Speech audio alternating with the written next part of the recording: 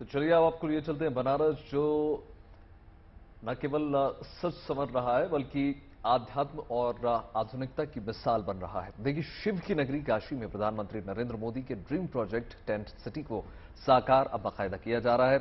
बस हफ्ते भर बाद ये टेंट सिटी जो है लोगों के लिए उपलब्ध हो जाएगी और इस टेंट सिटी की ऑनलाइन बुकिंग तो अभी से शुरू की जा चुकी है। देखिए, गुड न्यूज ये है कि यहां हर बजट के लिहाज से टेंट तैयार किए जा रहे हैं। अपने अपने बजट के हिसाब से आप बुक कर सकते हैं। यहां से काशी को करीब से महसूस किया जा सकेगा।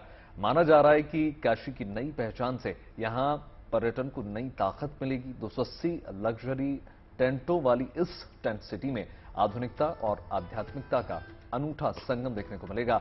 लोगों की धार्मिक भावनाओं का खास ख्याल रखते हुए टेंट सिटी को शराब और नॉनवेज से मुक्त रखा गया है। और क्या इस टेंट सिटी में खास है, आपको दिखाते हैं रिपोर्ट में।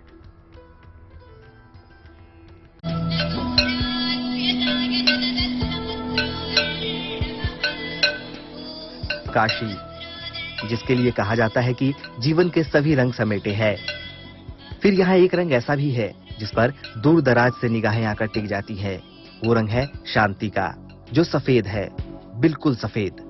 और इसी रंग से सजाई जा रही है काशी के भीतर एक ऐसी सिटी जो तंबुओं के सहारे बसेगी। वाराणसी का टेंट सिटी अपने आप में एक अमिट छाप छोड़ने वाला है और इस समय गंगा घाट किनारे ठीक हम उस सबसे लग्जरियस गंगा दर्शन विला में हैं। देख सकते हैं कि लगभग तैयारियां पूरी हो गई हैं और यहाँ पर सिटिंग के साथ साथ जो तमाम यहाँ पे अलमीरा से लेकर और अन्य सुविधाएं भी यहाँ पर बैठने से लेकर और जो पूरी सुख सुविधाओं की कोशिश की जा रही है। बेड लगाए गए हैं और बड़ी खूबसूरती से, चाहे वो फ्लोर हो चाहे ऊपर का हिस्सा हो, बड़ी खूबसूरती से बनाया गया है। शिव भक्तों को ये सौगात उन्हीं के शहर में देने की तैयारी है, ताकि यहाँ आने वाले पर्यटक गंगा किनारे वक्त गुजारने के साथ ही वाराणसी या कहें कि काशी के मिजाज के गवाह बन सके।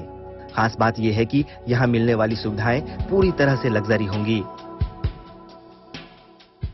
यहाँ चल रहे काम और खड़े टेंट्स को देखकर आपको अंदाजा हो रहा होगा कि ये कितना भव्य और खूबसूरत होने वाला है और यहाँ आने वाले सैलानियों को सुविधा के नाम पर कितना कुछ मिलेगा।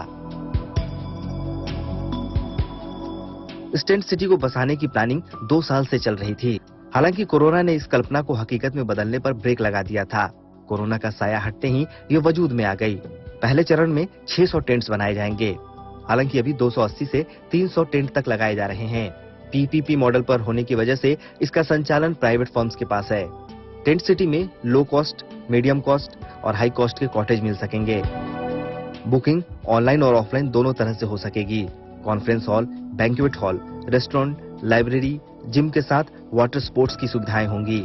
सुबह गंगा आरती के साथ ही शाम को कथक और ठुमरी जैसे कार्यक्रम का आयोजन होगा। लगभग जनवरी के प्रथम या द्वितीय सप्ताह से ऑपरेशनल हो जाएगा, जो हम लोग का भी टारगेट है। और जहां तक आप लग्जरियस या हाई फाई की करें तो ये एक तरीके से एक यूनिक फैसिलिटी के रूप में है।